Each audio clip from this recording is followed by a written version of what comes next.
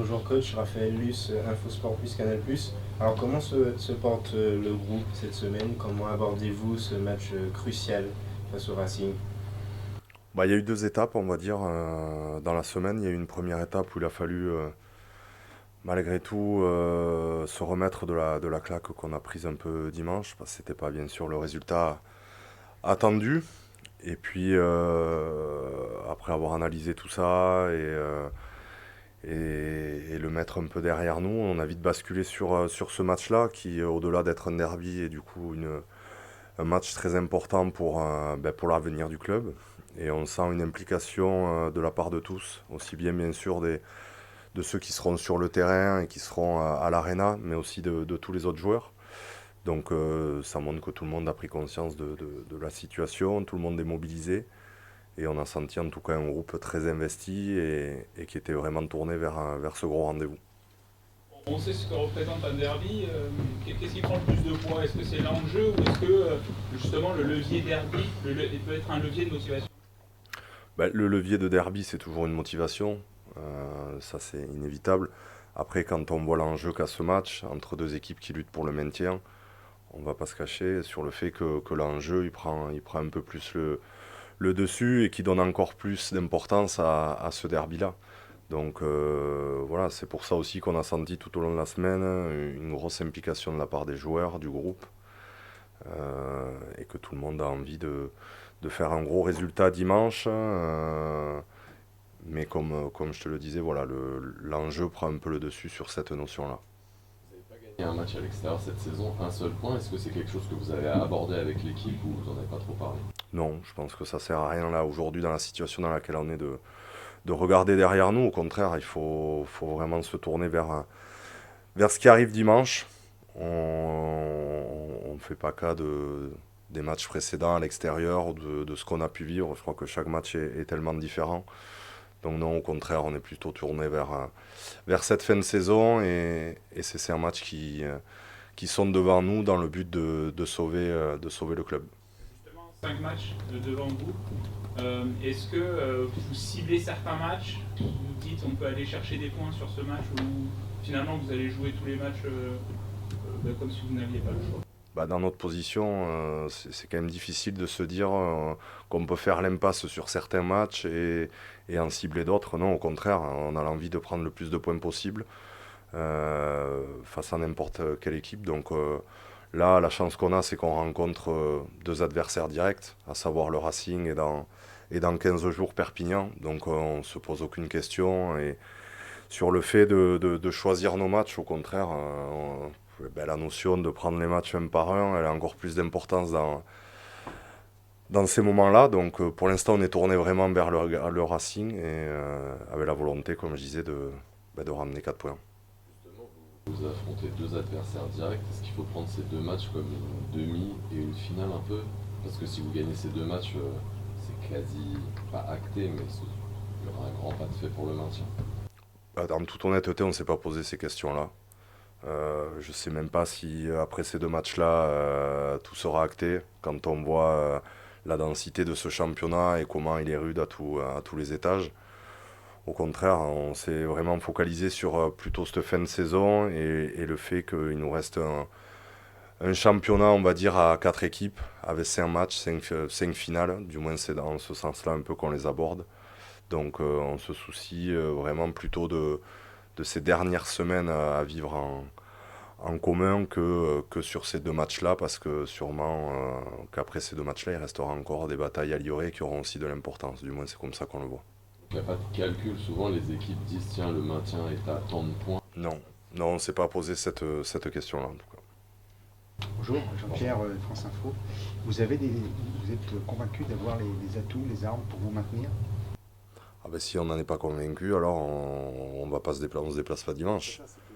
Si vous avez des armes pour vous maintenir, où sont-elles? Je pense que cette équipe, elle a des forces.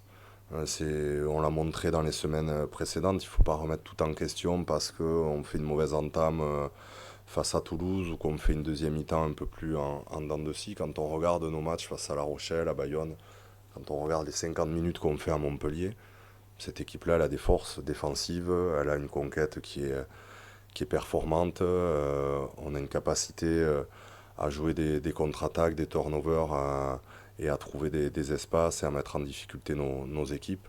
Là aujourd'hui, si on regarde plutôt notre match de Toulouse, c'est surtout le fait qu'on a beaucoup subi les 15 premières minutes, notamment défensivement et dans beaucoup de contacts.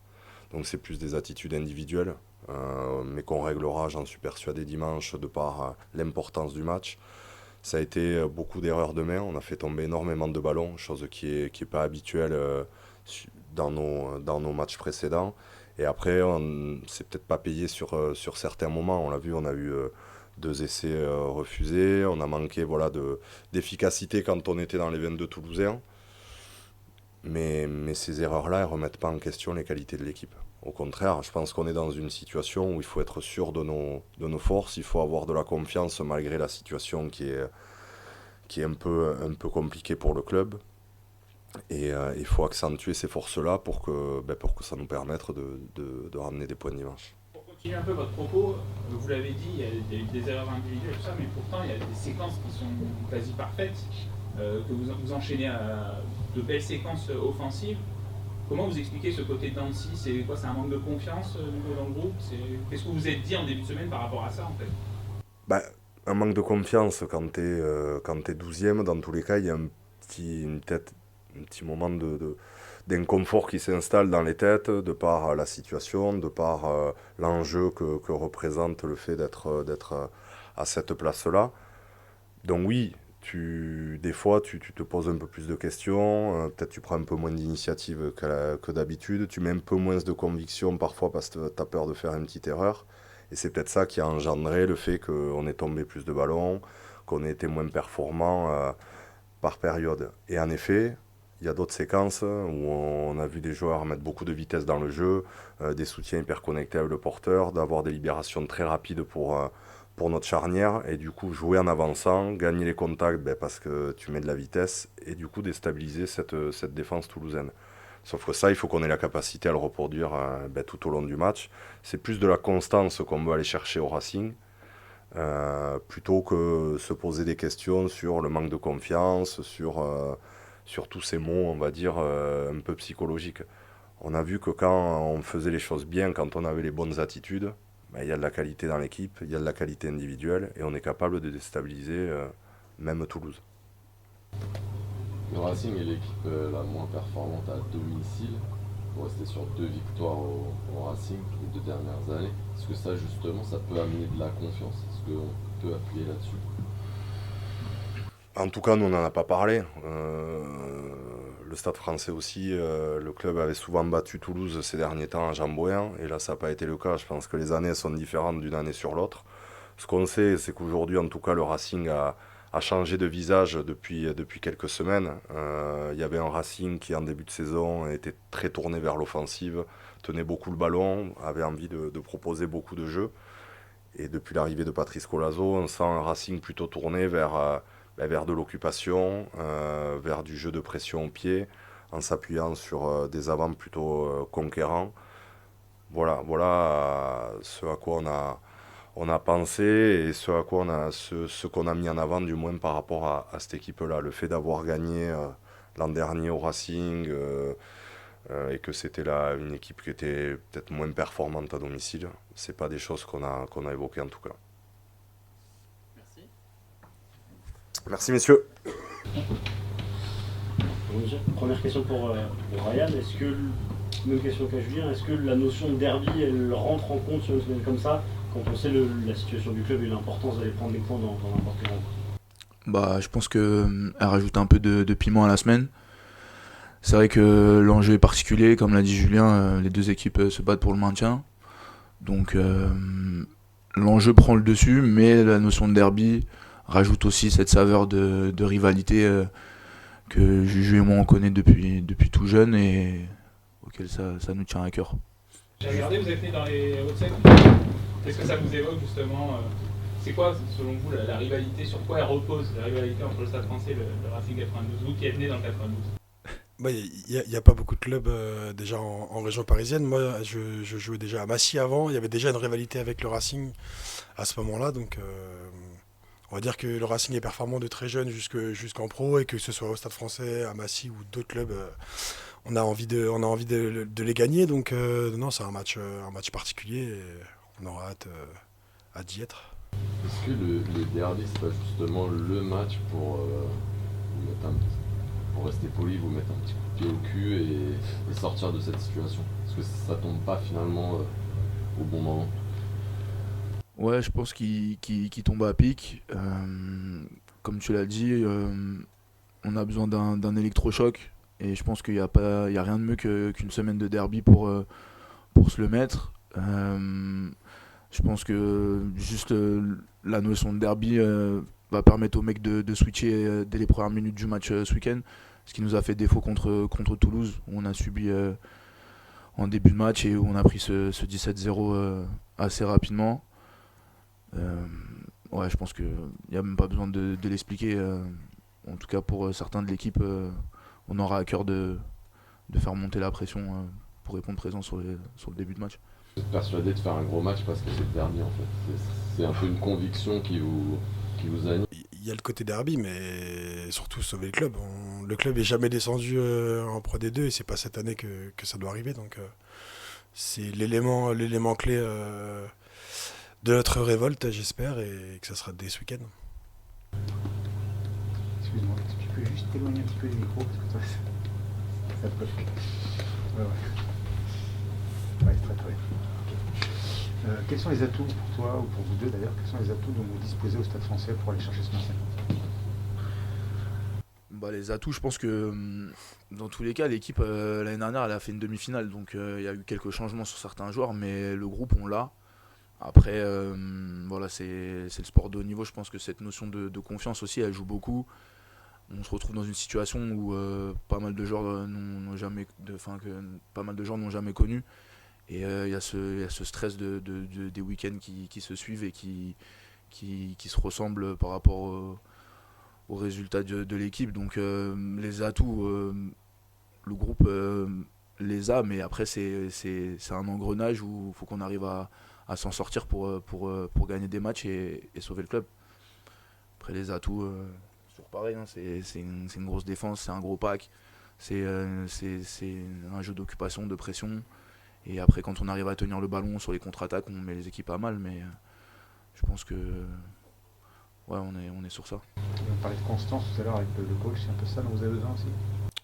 Constance, ouais, et surtout la défense. Le but pour gagner un match, c'est de marquer plus de points qu'on en concède, et on en concède beaucoup trop cette année. Donc pour moi, la victoire passera par là ce week-end, et elle devait passer par là déjà sur le week-end précédent. Et comme on l'a dit, contre Toulouse, en défense, on s'est pas assez rassuré. C'est pour ça qu'à la fin, on perd. Donc j'espère que ce week-end, on répondra présent dans ce domaine-là, et après, le reste devrait suivre, j'espère. Je l'évoquais avec le coach. Ce manque de constance, justement, comment vous l'expliquez et comment vous le vivez, vous? Le fait que vous fassiez de belles séquences offensives, et puis derrière, des fois, ça tombe, les ballons tombent, comme le disait le coach.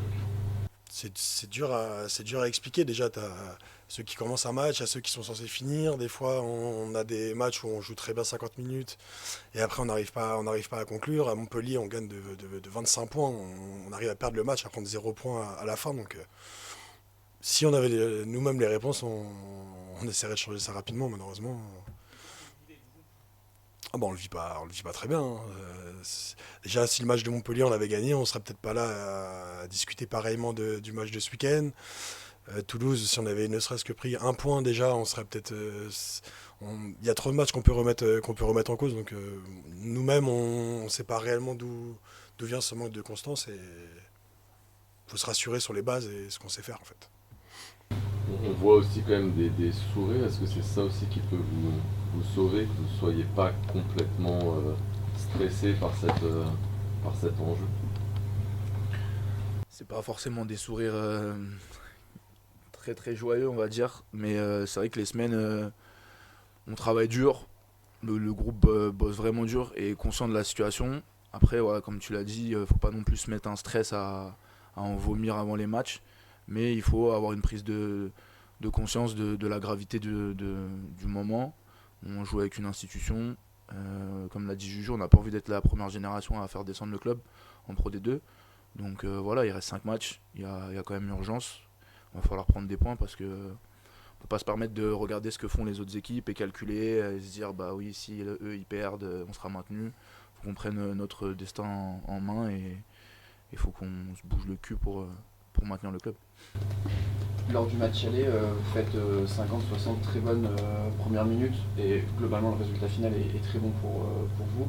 Est-ce que vous en avez un peu rediscuté? Est-ce que vous avez cherché aussi dans ce match aller des raisons d'avancer avec plus de confiance?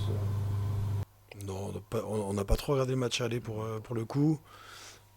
Tu l'as dit, on a fait 50-60 bonnes minutes, mais c'est comme depuis le début de la saison. Donc là, on a eu de la chance, ça a plutôt bien fini, mais il y a d'autres matchs où ça aurait pu finir autrement. Donc déjà, essayer de gagner de la confiance sur 80 minutes et voilà. Après, regarder le match aller, voir comment les joueurs qui vont jouer sont différents et chez nous et chez eux.